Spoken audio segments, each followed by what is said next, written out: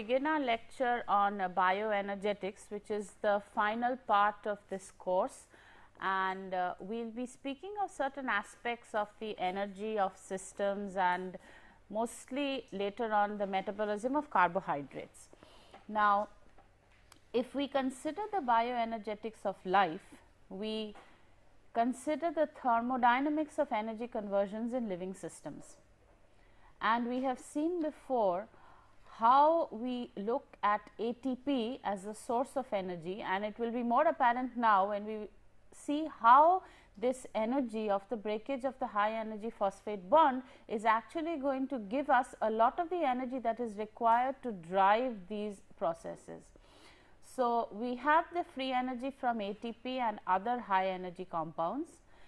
Then the free energy from electron transfer from one molecule to another in ordinary oxidation reduction reactions, where again we will be using some compounds that we have considered that have been derived from the vitamins.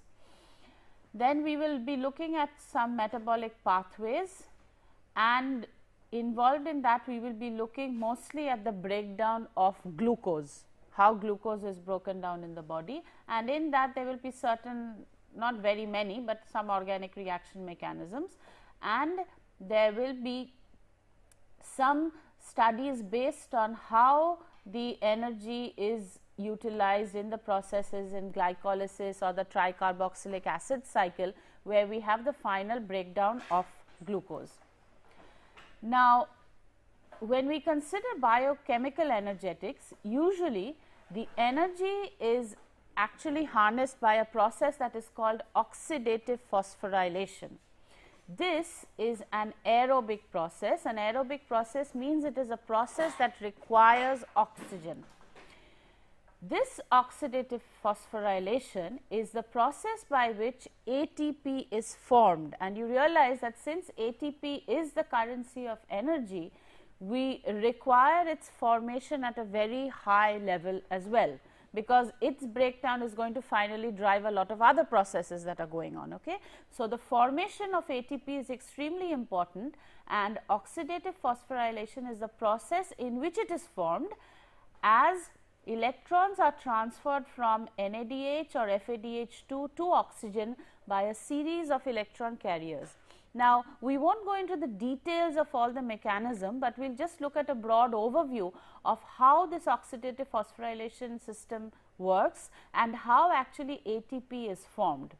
Now, this process of oxidative phosphorylation occurs in the mitochondrial membrane. You have all heard or studied from your school days that mitochondria is the powerhouse, right? And what we will look at it now is a bit more detail. In the fact that it is the powerhouse is because it gets you the source of energy, that is ATP. Okay? It in its inner mitochondrial membrane, which if we look at the structure of mitochondria, we have this mitochondrial system. This is, you know, a picture of mitochondria, and what we have here is we have the membrane. We have a charge across this membrane, and in here, if you remember, these folds are called cristae. These folds, actually there is this intermembrane space and there is the intercellular space, the cytoplasmic space, the intermembrane space and the outside of the membrane. Okay? So, there are these three features that we are going to consider in the charge gradient across the membrane, and we will see how important that is in driving what is called a proton pump. Okay? Because this proton pump is essential for the formation of ATP, which occurs in the inner mitochondrial membrane. But before we get into that, we will just look at the basic aspects of energy and equilibrium and how they are related in other terms like delta G and all that. This is something you have studied before, but in general when we consider any energetics or any equilibrium, we look at a delta G factor, and we know that at equilibrium this value is 0. We have here certain products and certain reactants, A plus B going to C plus D at a definite temperature, and associated with that we can get a specific equilibrium constant, and with the equilibrium constant, we know that when we have a negative value for the delta G0 prime, we are going to have a spontaneous reaction. Now, the prime usually refers to, if not mentioned otherwise, it refers to a biological system where the temperature is 37 degrees centigrade. It is not your normal delta G0 where the temperature is 25 degrees centigrade. So, if not mentioned, the delta G0 prime T has to be 37 degrees centigrade. Now, if we look at the variations, if we just consider, you can see how different the variations get. Now, the calculations here have been done at 25 degrees centigrade for the delta G0 prime, but in normal cases when the temperature is not mentioned, it means you use 37 degrees centigrade for your calculations. Now, if we consider just 1 mole concentrations of reactants and products, what you will see here is how the order of the equilibrium constant changes more than 100-fold for a relatively smaller value of the kilojoule per mole delta G changes.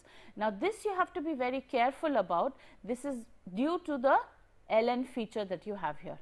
Okay? Since it is an exponential dependence, what you have is, even if you have just a 12 kilojoule per mole difference here, you are looking at a 100-fold difference in your equilibrium constant, okay? Which means your reaction is going to get to equilibrium at a much different rate than obviously if you had just your energy at this forward. Now, when you consider the delta G0 prime values here, you understand that this means you are going to have a forward spontaneous reaction, this is at equilibrium, and this goes in the backward direction, a non-spontaneous reaction. Now, when we consider the energetics, bioenergetics requires energy coupling. You do not have a continuous spontaneous reaction usually, because that is going to form a large amount of products. You might not need all those products all the time.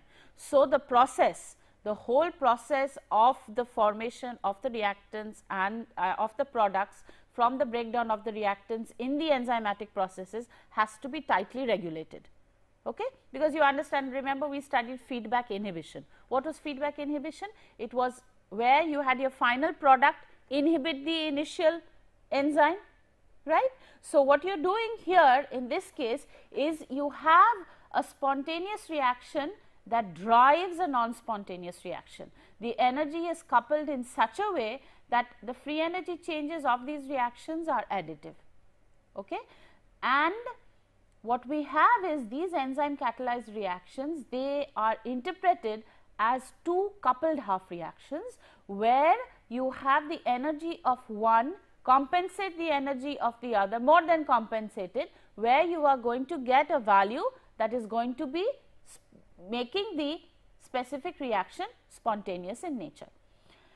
Now, what happens is, at the enzyme active site, the coupled reactions are kinetically facilitated, which means they go at a specific rate, but the individual half reactions are prevented. You do not have just a certain half reaction go on, but when the enzyme active site has both the reactants, there is a coupled reaction that goes on, and the free energy changes of the half reactions are summed to yield the free energy of the coupled reaction, which usually gets to a spontaneous reaction, a negative value. We will see, I have an example here. So, essentially what we are looking at is, we are looking at a standard free energy change here. So, if we have a half reaction that goes from A to B and another half reaction that goes from B to C, then we can have the overall reaction go from A to C, and the standard free energies of both of these are going to be additive. Now, it may so happen that you do not have the B component present in both cases. That is one such case. Another case may be you have a completely different reaction that is actually going to provide the energy for this reaction to go forward. Okay? That would be a normal biochemical coupled reaction, and in most cases we get the energy from the ATP breakdown. Okay? So, what are we speaking about? We are speaking about this high energy bonds of ATP. This is a structure that you now recognize, and what we have here is we have a very large negative delta G of hydrolysis, meaning that this breakdown is extremely spontaneous in nature. Now, the basis of the high energy of hydrolysis of ATP is due to the resonance stabilization of the products that you get. It is also due to the electrostatic repulsion between the negatively charged oxygen atoms in ATP. Where are these negatively charged oxygen atoms? They are here. So, you would not have them one beside the other all the time. So, it would be relatively easier for it to break off to give you ADP plus PI or AMP plus PPI. And also we have a high solvation energy of the products, which amounts to the high energy of hydrolysis for ATP. Now, when we have this the reactions that require the breakdown of ATP are such reactions that are going to have a positive delta G by themselves. Okay? So, if we look at such an example, for example, the enzyme hexokinase. Hexokinase, a kinase is a transferase enzyme that transfers a phosphate group. Okay? It does not usually get the name, it is a transferase, but a kinase is a specific type of transferase that transfers the phosphate group. Now, in the reaction catalyzed by the process glycolysis, which we will be studying in detail when we go to the glucose breakdown, the first step in the glucose breakdown is the formation of glucose 6-phosphate. Now, the formation of glucose 6-phosphate from glucose plus Pi is a plus value of 14 kilojoules per mole. So, by itself it is non-spontaneous. So, you will not have your glucose with the help of the enzyme hexokinase. Now, this name hexo means it is working on a 6-membered carbon ring or your 6-membered glucose carbon sugar here. So, it is a hexose, it is the kinase working on a hexo. So, it is a hexokinase, which means that it is going to be involved in the transfer of the phosphate ion from just the Pi in this case to glucose, giving you glucose 6-phosphate. Now, as I just mentioned, this overall reaction has a positive delta G0 prime. However, if you couple it with the hydrolysis of ATP, ATP hydrolysis gives you ADP plus Pi, and we have a very large negative value here for the breakdown of ATP. And when you couple these two reactions together, what is happening is you have ATP plus glucose form ADP plus glucose 6-phosphate, giving you an overall favorable delta G0 prime of the reaction. So, this makes this reaction spontaneous. So, this is what you would call energy coupling. Okay? And the structure of the enzyme active site from which H2O is excluded prevents individual hydrolytic reactions, but it does favor the coupled reaction. Okay, you understand that the enzyme active sites are extremely specific in the way they work. You have seen certain enzyme active sites and how they actually work.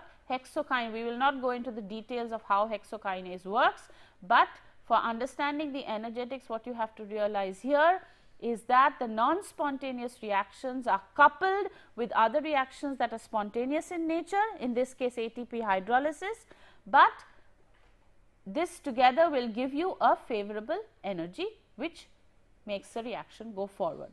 Now, nature has chosen certain specific hydrolysis reactions for the specific types of non-spontaneous reactions. For in this case, we need ATP hydrolysis, but in some cases if the energy is enough to be compensated by another specific hydrolysis or another electron carrier or whatever, then it may not require this amount of energy for the coupled reaction, and then what is chosen? Another hydrolysis is chosen to couple it, so that we do not have too much extra energy.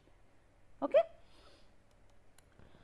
Now, we can have this also. This is another case where we have two separate reactions that occur in the same cellular compartment. One is spontaneous and the other is not. That would be typical of a coupled reaction, and it is coupled by a common intermediate.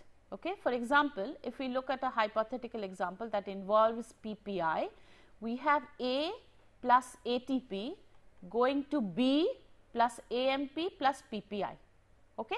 Now, this particular reaction that occurs in enzyme 1 has a positive delta G. Okay. Now, it having a positive delta G means it is non-spontaneous. So, if we want to form B from A, we have to have a corresponding compensatory reaction that is going to have a delta G that is negative.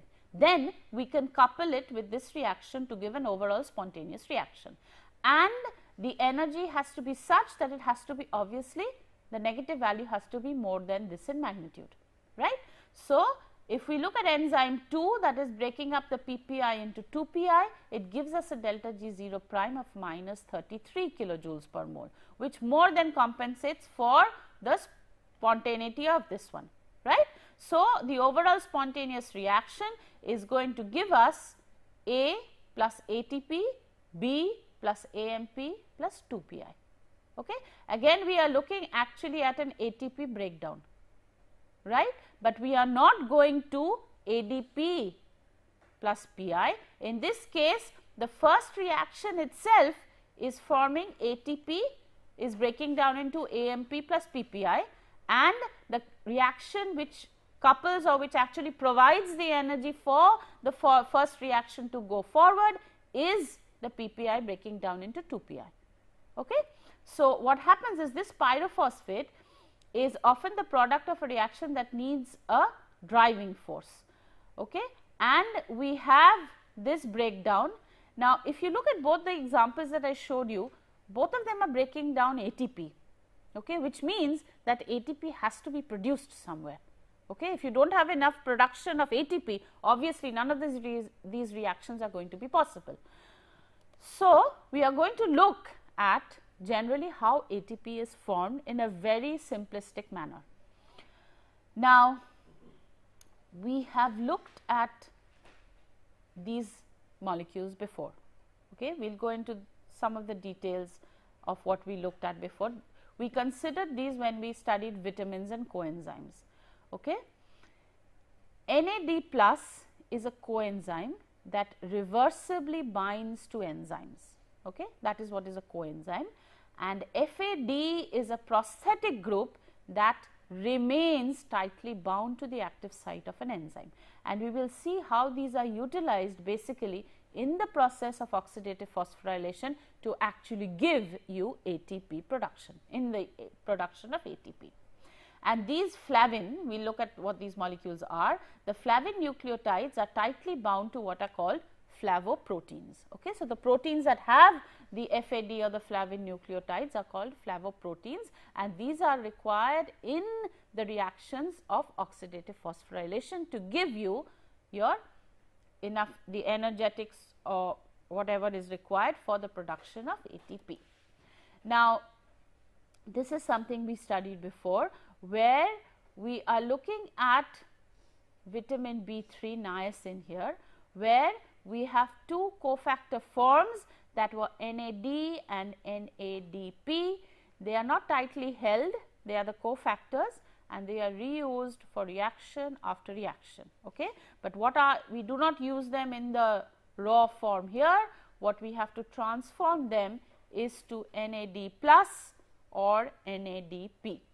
Now, what happens in these reactions is we have an oxidized form and a reduced form. What are these forms? When we are looking at nicotinamide adenine dinucleotide, we know that we have the nicotinamide adenine dinucleotide.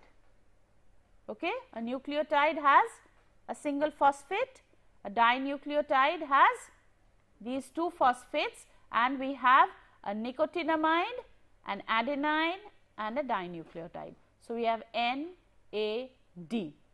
It is an electron acceptor. Okay, we will see what changes, because we are not, the rest of the molecule is not going to be required. The only difference in NAD, this is NAD plus, this nitrogen has a plus, this particular nitrogen has a positive charge to it. The only difference that we have between NAD plus and NAD plus is this 2' OH on the adenine nucleotide is phosphorylated. So, we have NAD plus. Okay. So, we have NAD plus here, this is NADP plus, sorry. We have NAD plus when we have the OH here, we have NADP plus when we have the phosphate here. Now, we have therefore, the features of NAD plus or NAD plus are that we have the nicotinamide that has been derived from niacin. Okay. So, this is derived from the vitamin B3 niacin. It accepts 2 electrons and 1 proton, that means a hydride, and goes to the reduced state NADH. Similarly, we have NADP plus and NADPH. Okay. And it is similar, as I said, it only has this extra phosphate at the 2' position. So, the variations that you are looking at is NAD plus NADH. So, if we look at the previous slide, the rest of this molecule is required for recognition for the enzymatic process, but for the NAD plus going to NADH, it is only this part, that is the nicotinamide part, that is required. So, we refer to the rest of this whole portion as R, nothing else but R. That is exactly what we have here. So, R is the rest of the NAD plus.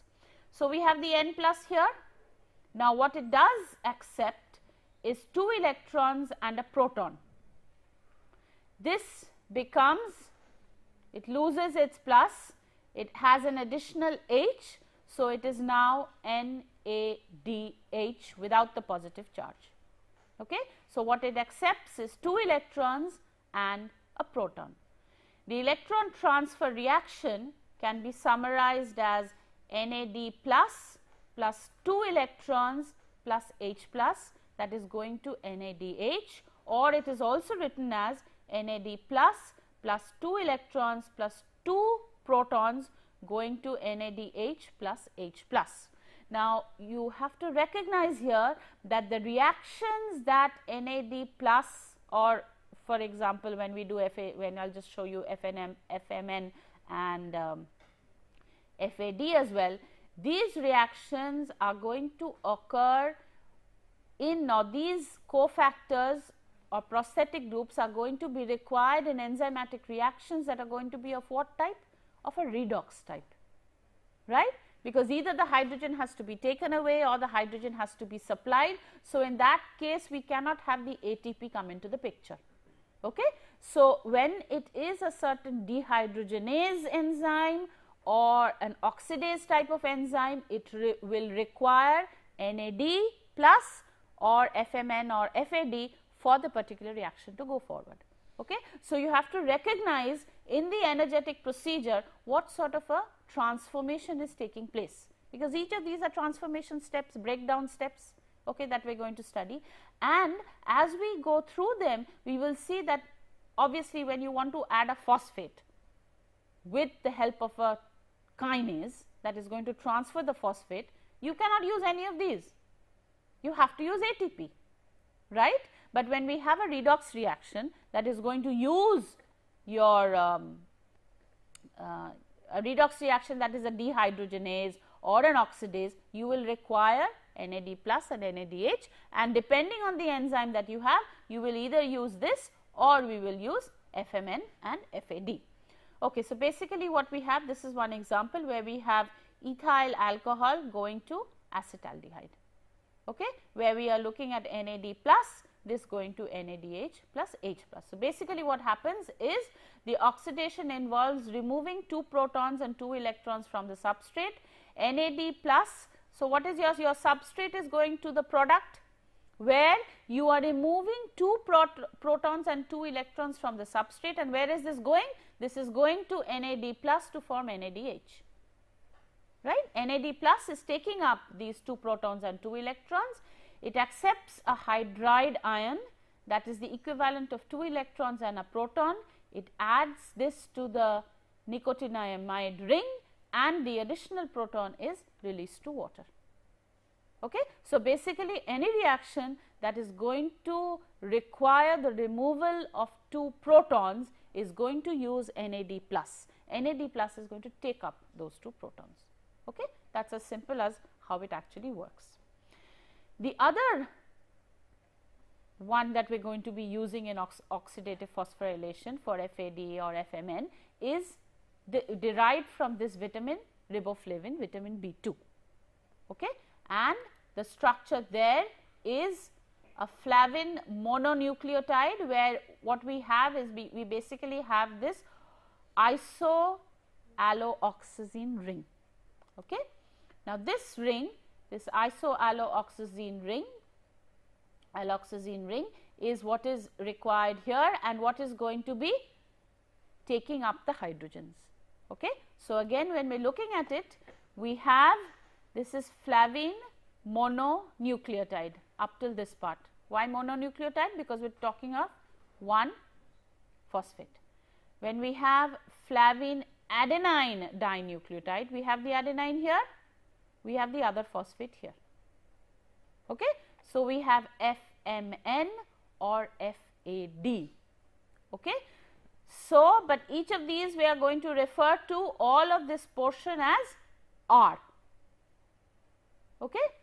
Now, then depending on the energetics of the process, depending on what is utilized or what sort of whether it is FMN attached to the enzyme or FAD attached to the enzyme, the reaction will proceed accordingly.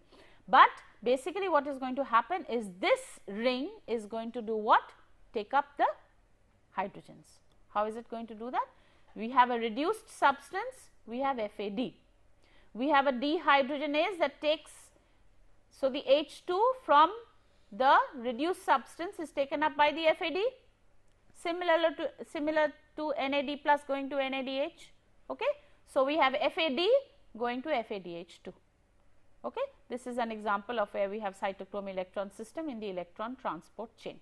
So, we have the reduced substance going to an oxidized substance with the help of a enzyme, a dehydrogenase in this case, that is going to abstract the hydrogens from the substance, from your reactant, and give it to FADH2, give it to FAD forming FADH2. Okay. So, what happens is we have, this is the rest of the ring you now recognize, this is just the top portion that we are interested in. So, we have FAD, the hydrogens are taken up by this nitrogen and this nitrogen. So, we have one here and one up there. So, we have the hydrogen addition in 2 steps, finally getting from FAD to FADH2. Okay. So, what happens is we have our R group here, our FAD, and what is going to happen? We have the 2 protons taken up by the 2 nitrogens on FAD, and it is going to give you FADH2. So, we have FAD plus 2 electrons plus 2 protons going to FADH2. And where is it getting these protons from? It is getting them from the certain substrate that has to be converted to the product, which will not have the 2 hydrogens. This is an example where we have succinate dehydrogenase. So, what is it going to do? Abstract the 2 hydrogens. Now, in the abstraction, somebody has to take it up, as simple as that. What is going to take it up? FAD in this case is taking it up. And what is happening to FAD? It is forming FADH2. Okay. So, this is also a reaction. So, succinate dehydrogenase alone will not work. It has to have, first of all, it has to have a place to put these two hydrogens. FAD takes up the two hydrogens forming FADH2, and in the event you get your fumarate from succinate. Okay. So, we also have FMN going to FMNH2. Here you are having a release of your NH3. Okay. So, basically the reactions are going to have proton transfers, electron transfers in your changes. Now, in these systems, we looked at some examples where we have NAD plus going to NADH, FAD going to FADH2 or FMN going to FMNH2.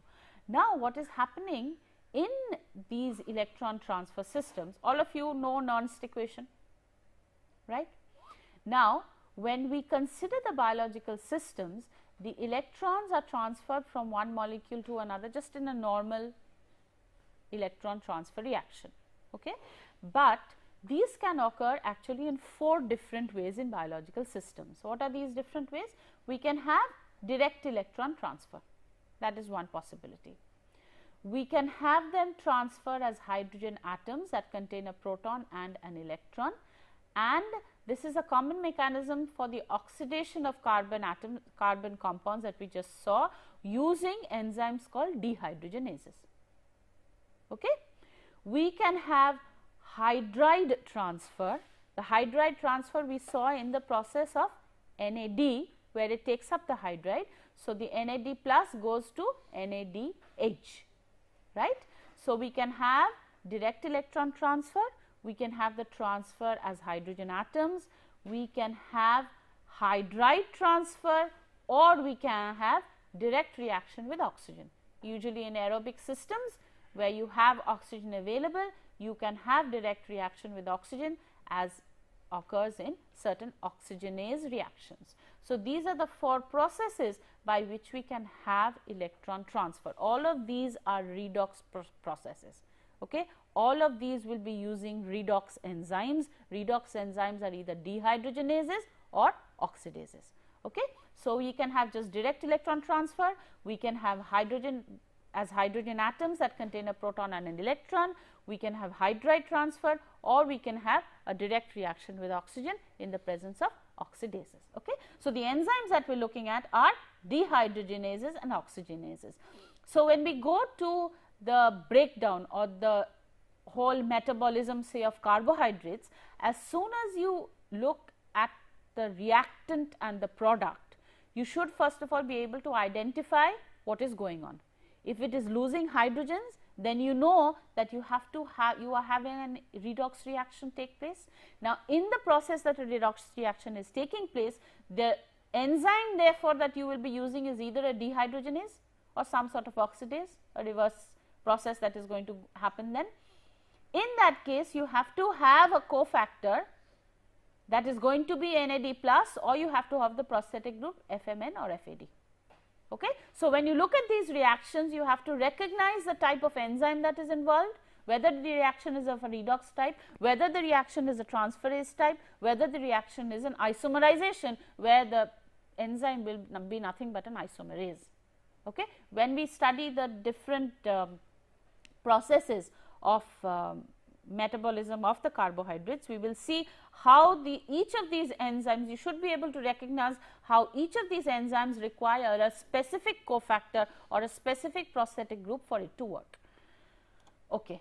Now, in the energy coupling in ion transport, we have say the transfer of S1, S2. In utilizing the breakdown of ATP to form ADP plus PI, we have a coupled reaction.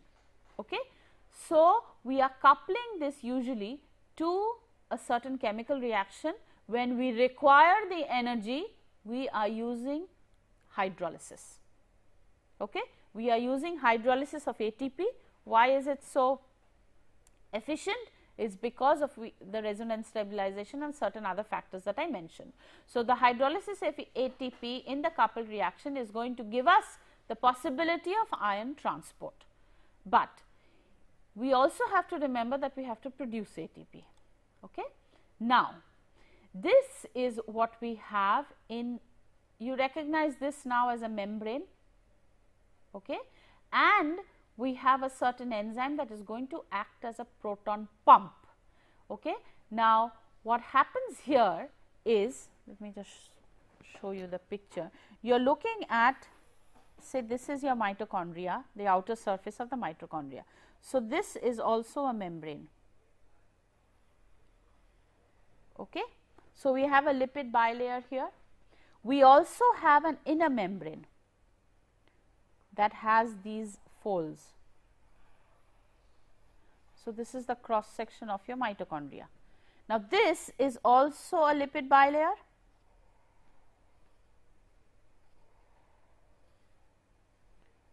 These are folds are called cristae. Okay? Oxidative phosphorylation. So, what is this? This is the outside of the mitochondria. This is the outer membrane of the mitochondria. This is the intermembrane space. This is the inner membrane of the mitochondria. Okay? So, this is the inner membrane, this is the outer membrane, and this is the intermembrane space. It is not outside the mitochondria. It is within the mitochondria, but outside the intracellular space of the mitochondria, the internal space, but rather it's called the internal matrix rather. Okay? So, it's away from this matrix, but also away from the outside of the cell. It is this area where, so this is the place, the intermembrane or rather the inner membrane, where the process of oxidative phosphorylation occurs. Okay? Now, for the production of ATP, we need H plus.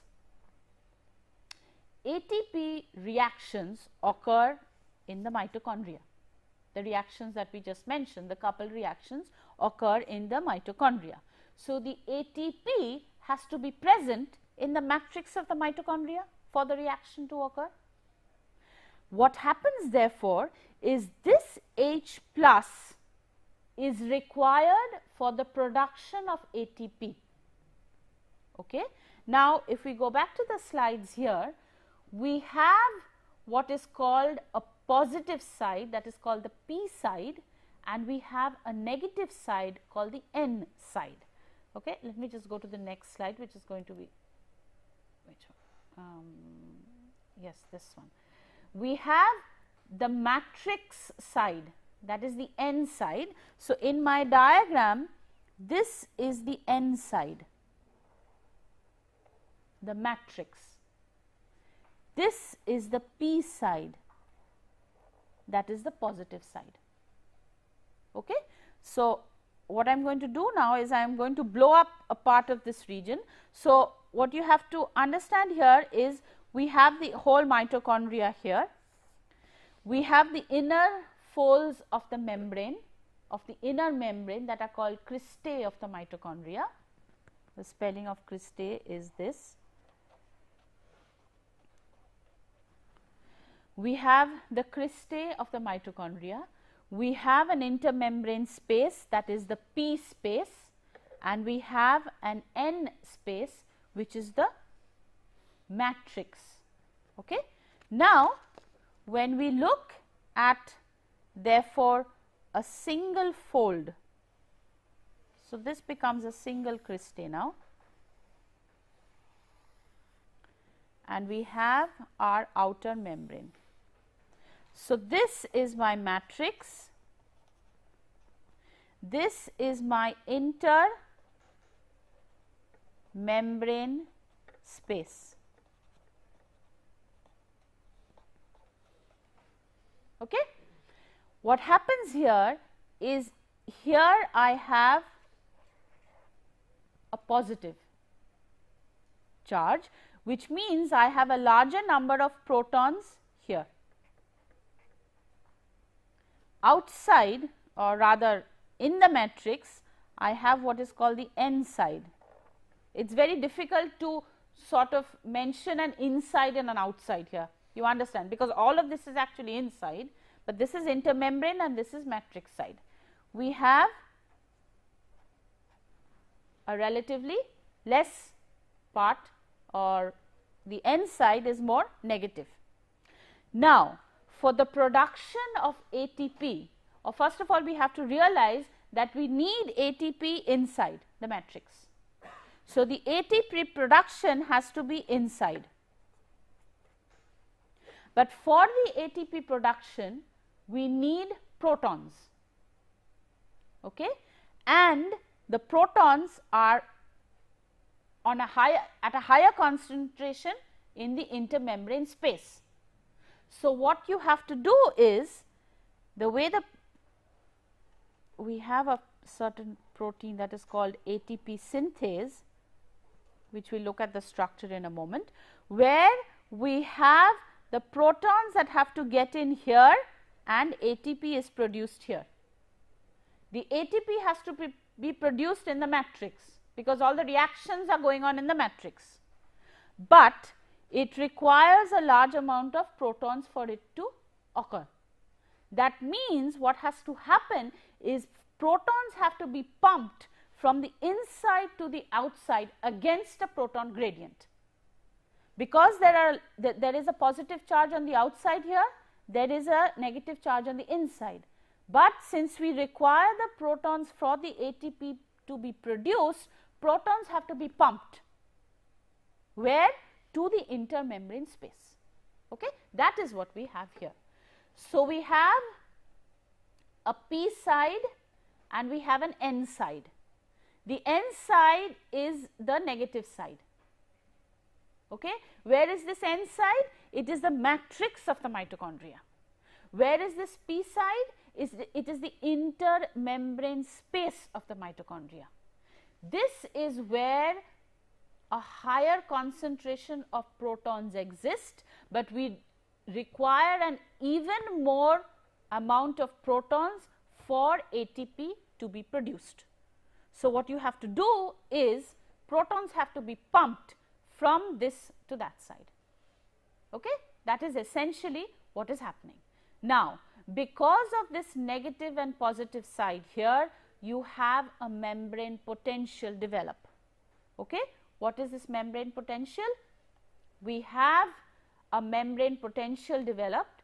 So, when an ion is transported from negative to positive, delta psi, which is the membrane potential, is positive, because you are going from a negative value to a positive value. So, what is the delta psi? It is a positive value. Okay?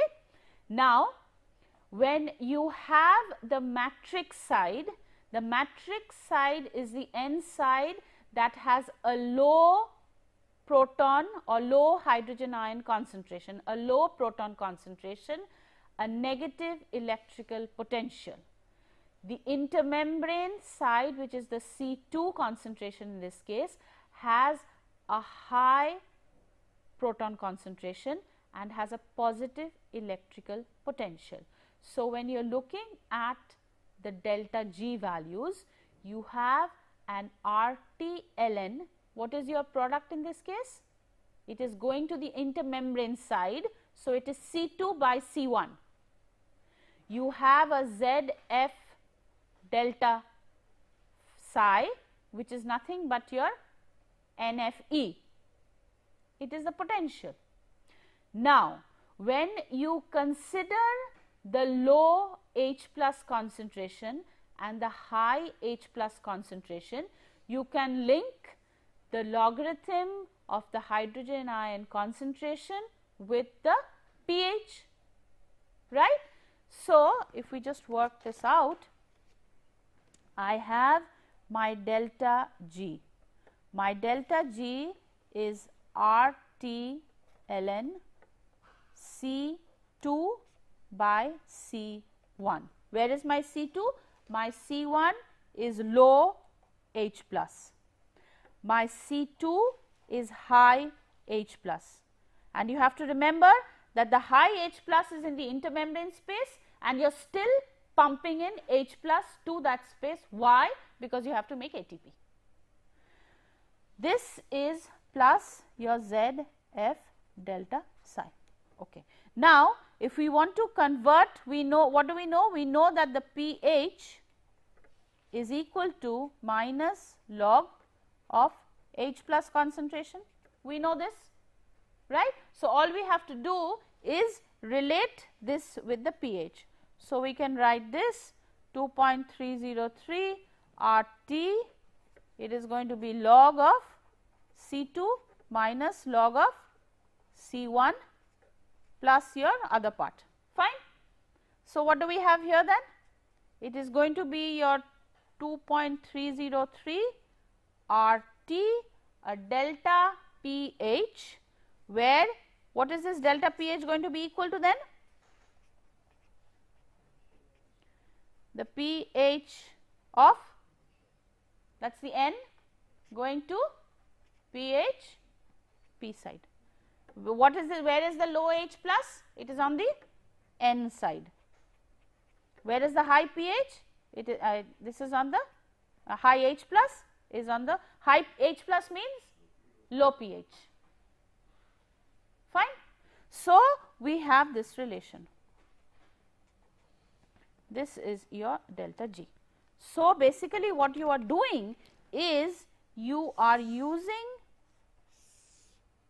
this relation based on the delta pH.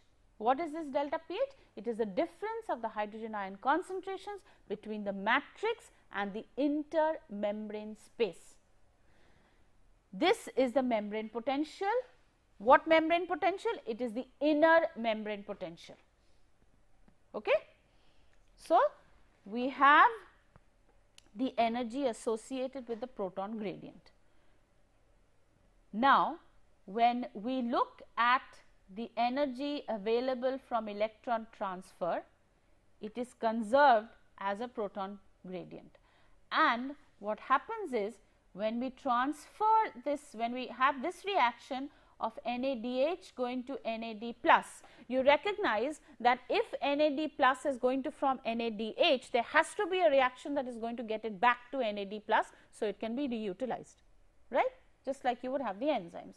So, similarly, as we are breaking down the ATP, we have to produce ATP, okay, and we will look at the production of ATP also. So, there are certain reactions, for example, this reaction that will more than compensate for the amount of the delta G0 prime that you need for this proton pump. Okay, you see how what a very large amount of energy this is, minus 220 kilojoules per mole, and this energy will be utilized for your proton pump to maintain the proton gradient. And why do we have to do that? We have this proton pump, we have the H plus to produce the ATP. Okay, that is why we require this. Okay, so this is what the proton pump is. We have our specific requirement where the protons have to be pumped from the negative side to the positive side for the production of the ATP. So, we have basically the picture of the mitochondria here. This is the outer membrane, and both of these are lipid bilayers. We have an outer membrane, we have an inner membrane. Within the intermembrane space is high H plus ion concentration. We have a low H plus here. The hydrogen plus is pumped from the lower H plus concentration to the high H plus concentration, because, excuse me, ATP is, there is a protein called FT, it is called F0 F1 ATPase, ATP synthase, that does nothing but synthesize ATP. Okay? And the proton gradient, this proton gradient drives protein reactions on the inner membrane, which allow them back into the center of the mitochondria, which uses this to generate ATP from ADP. Because essentially what you want to do is you want to produce ATP, okay, which is why you are pumping all the protons into the intermembrane space for the production of ATP. Now, this ADP, the purpose of this oxidative phosphorylation is to use the energy to make ATP, that is accomplished in two steps. First, we have the proton gradient. Then we have a transfer of electrons through a series of systems. Okay? We are not going into the details of the systems, but this is the essential reaction that takes place where n is about 3. So, it means that we have to pump in 3 protons for the production of 1 ATP. Okay? So, 3 protons have to go from where? We have to get for the ATP, we have to go from ADP plus Pi NH plus P, that is the positive end, to ATP plus H2O in the negative. So, in the matrix side the ATP is produced, right. That is where the, why is it produced there? It is because all the reactions that are taking place are in the, they do not happen in the intermembrane space. All of the enzymatic reactions occur in the matrix space. Now, what we actually I will just show you this. This is where we have the intermembrane space, where we have, you see, a large number of positive. We have a protein that is called the ATP synthase, the details of which we will do in the next class, where we are looking at a series of reactions that are actually going to get us into the formation of ATP. So, what we learned today was how we can actually have derived from vitamins specific cofactors and coenzymes that are going to result in coupled reactions. We have ATP. ATP, the hydrolysis of ATP is going to give us enough energy to couple with another non-spontaneous reaction to give us a spontaneous reaction. Like the example that I showed you with hexokinase, where we are going from glucose to glucose 6-phosphate and we are getting the phosphate from the breakdown of the ATP. In the dehydrogenase or oxidase reactions, we are using NAD plus or FMN or FAD that are going to be coupled with enzymes such as dehydrogenases or oxidases, because they have to lose, the compounds have to lose their hydrogens, and these are going to be utilized, or in the redox reactions they are going to be taken up. So, either you have to have a reduction or an oxidation, and based on what reaction you have, the enzyme is going to have as a cofactor either NAD plus or FAD. Okay. So, what we will see in the next class is how this ATP is actually formed, and we will then go on to do the metabolism of carbohydrates. Thank you.